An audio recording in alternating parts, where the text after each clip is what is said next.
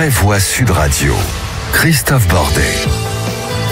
Les vraies voix sur Sud Radio, ça continue et on part du côté de Montpellier. Sortez votre autorisation de circuler, s'il vous plaît. Voilà, Bruno Bertocchetti est là avec nous. Bonsoir. Bonsoir.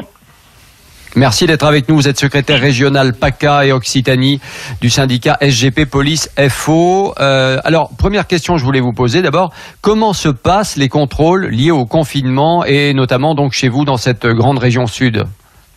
Écoutez, il y a deux volets à retenir sur ces contrôles. D'abord, nous contrôlons avec beaucoup de pédagogie, de prévention, mais également, vous savez, 200 000 verbalisations ont été enregistrées en France là, depuis une semaine. Ouais. Mais au-delà de ce volet préventif et répressif, il se passe pas très très bien ces contrôles. Pourquoi ?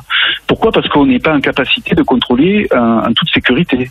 Aujourd'hui, on nous parle de guerre, hein. J'ai cru comprendre que nous étions en guerre, donc nous sommes des soldats et nous n'avons même pas de bouclier. Et quand je parle de bouclier, je parle des masques de protection. Et quand on doit se protéger nous-mêmes, mais ou également le citoyen ou l'automobiliste qu'on doit interpeller, si on n'est pas en capacité de le faire, ça devient inquiétant. Donc le gros problème aujourd'hui, c'est... Mais c'est bizarre ce que vous dites parce que quand on regarde les images sur les chaînes de télé, alors vous allez me dire peut-être qu'elles sont un peu à la botte en ce moment quelque part du pouvoir, je sais pas.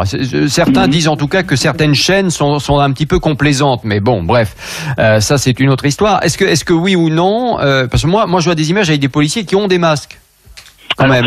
Voilà, donc si vous voulez, vous avez des masques aujourd'hui qui sont pour nous insuffisants. Ce sont les masques chirurgicaux. Ils ont une capacité opérationnelle de 3-4 heures. Hein, donc on ne connaît pas vraiment la protection qu'on peut avoir avec ces masques-là. Vous avez aussi les policiers qui peuvent intervenir sans masque. Alors pour bien recentrer les débats, tout ce qui est mission d'urgence et tout ce qui est évidemment mission de police sur appel 17 police secours, nous intervenons masque ou pas masque, nous sommes un service public et nous avons bien sûr ce devoir d'intervenir. Après, dans tout ce qui est intervention sur le confinement, là vous avez même des policiers qui interviennent sans masque, et j'ai envie de dire malheureusement, nous, SGP Police, nous invitons tous nos collègues à ne pas intervenir dans ces conditions. Vous voyez, même un masque chirurgical. Donc là dès maintenant vous dites stop, on n'intervient plus si on n'a pas de masque. Pas de masque, pas de travail. Pas de travail dans le confinement, enfin, je veux dire dans le contrôle de confinement, parce qu'on n'est pas protégé, on n'est pas en capacité de pouvoir travailler dans ces conditions. Alors, ça peut être tout simple, hein, vous savez, dans 95% des cas, ça se passe très très bien les contrôles, hein, mais bon, tu sais, l'automobiliste peut présenter son attestation sans baisser sa vitre. Voilà, on voit qu'on a affaire à quelqu'un de sérieux à partir du moment où on peut lire ses attestations. Mais j'insiste bien auprès de nos collègues policiers, ils sont vecteurs de fait, s'ils interviennent dans de mauvaises conditions, ils sont vecteurs de ce Covid-19, que ce soit auprès des automobilistes ou même de leur famille ou de nos proches. Nous avons, je crois qu'on enregistre entre 260 et 280 policiers aujourd'hui en France contaminés, et nous ne sommes pas au pic des contaminations, puisque nous sortons... Et un policier est décédé ces dernières heures, on le sait. Bon, alors visiblement, il n'était pas au contact, lui, des personnes directement, mais il n'empêche que il a succombé au coronavirus. J'avais encore une question très simple. Vous aviez des masques que vous avez donnés aussi au service de santé. On vous a pas laissé le choix.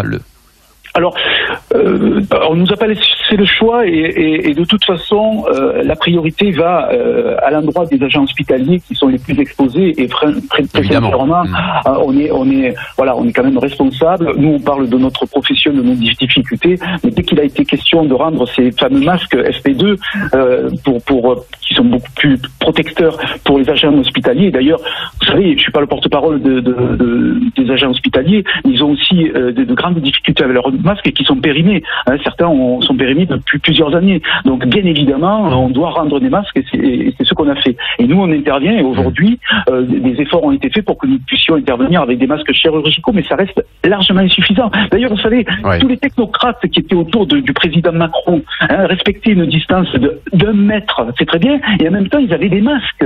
Donc, ça prouve bien que aujourd'hui, on doit être à 1 mètre, on doit porter des masques.